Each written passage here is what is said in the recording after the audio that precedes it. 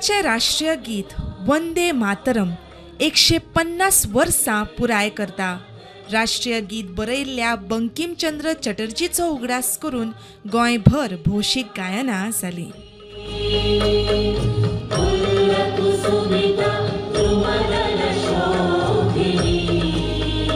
वंदे मातरम ह्या गिताक 150 वर्सां पुराय जाता आणि त्या निमित्तान आमी सगळे जाण ह्या हांगासर वंदे मातरम हे गीत गावपा खातीर जमिल्ले।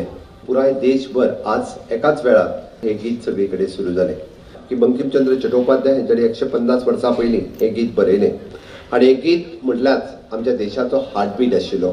सर्व धर्म समभाव सगळ्याक एकीकडे हाडपाचे आमच्या भारत देशाचे म्हणजे विविधतेन एकता जर अखंडता जर निर्माण करतले आसत जाल्यार ह्या गीतांतल्यान ती निर्माण जाता।